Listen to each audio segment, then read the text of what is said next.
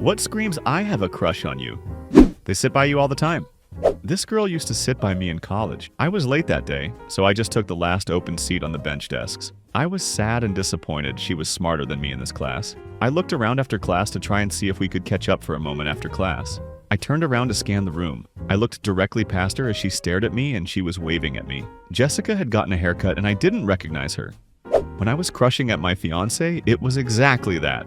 I also came up with the idea to prank some friends by pretending to be a couple. He actually went with it. Not even a week later, he randomly asked me what I actually felt for him and I confessed. That asshole left me hanging after reading my sincere message and went on a walk to process it. He luckily felt the same. That was almost 10 years ago. A bunch of people have said laughing at your jokes, but I think a better one is when something funny happens, they look at you to see if you're laughing too.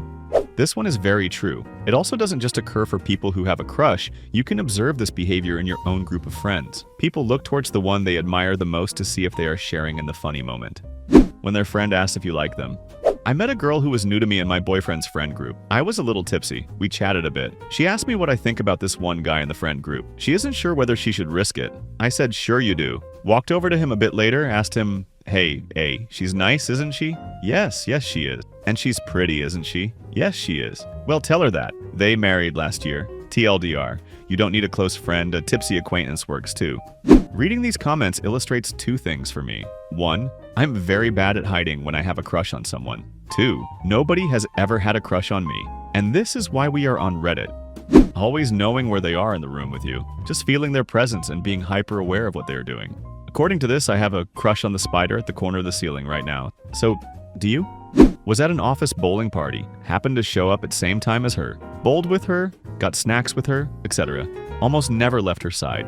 Never thought about how close we were sticking to each other. It just felt so easy and natural to stay close to each other.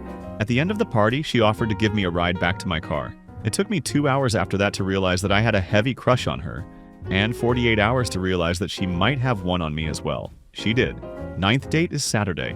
Aw, that's so sweet and charming. Congratulations to you both, and I hope you enjoy your upcoming date. May I ask what y'all have planned for it? A visit to a local hilltop museum, followed by dinner at a local Mexican restaurant, followed by a movie on my couch with ice cream.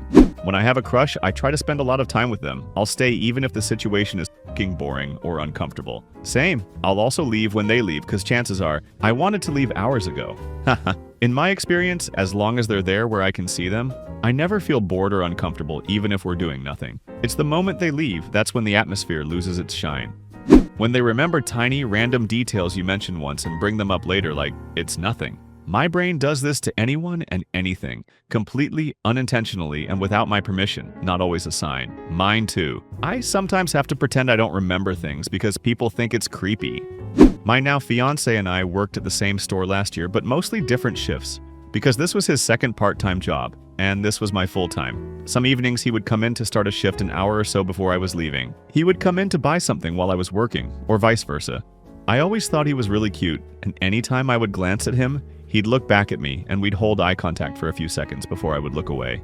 He switched shifts with me a couple of times, and after a fatal shooting at our store, he texted me to see if I was okay and to let him know if I needed anything since he only lived up the road. I asked him to hang out some night, he invited me over a few days later, and we watched Terrifier 2. I saw him out of the corner of my eye slowly inching closer to me, and he kept glancing at me until I looked at him and he looked away. As I was leaving, I went for a hug, but he caught me off guard and kissed me. We've been inseparable since.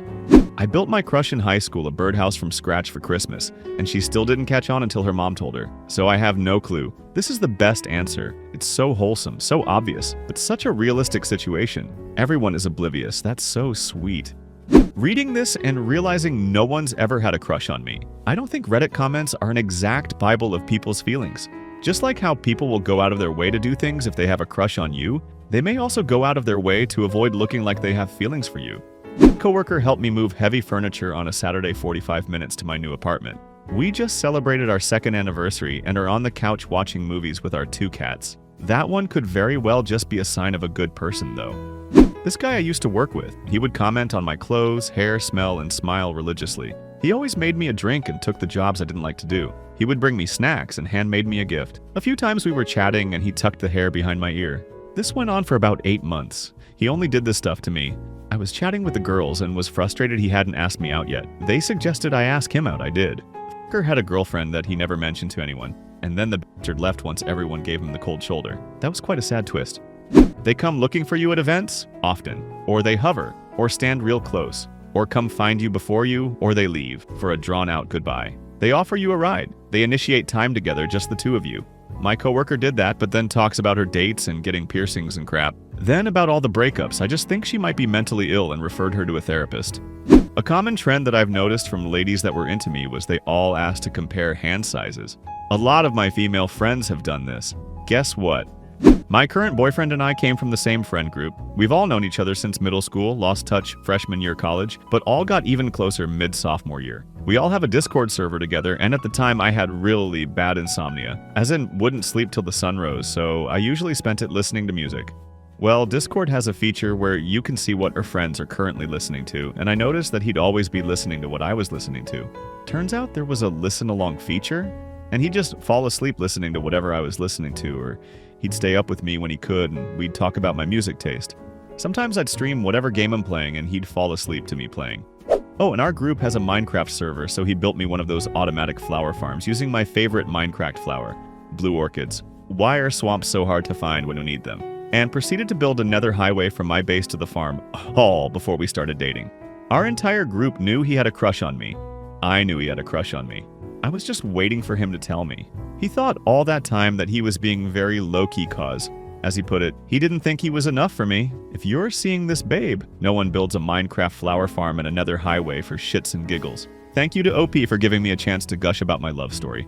Sorry if it's cringe. Blushing. You can't control it. If you flush red when your crush enters the chat, it's a dead giveaway. I blush when I'm feeling awkward, not just when I like someone. I'm naturally very rosy-cheeked. When I blush, I practically turn fuchsia.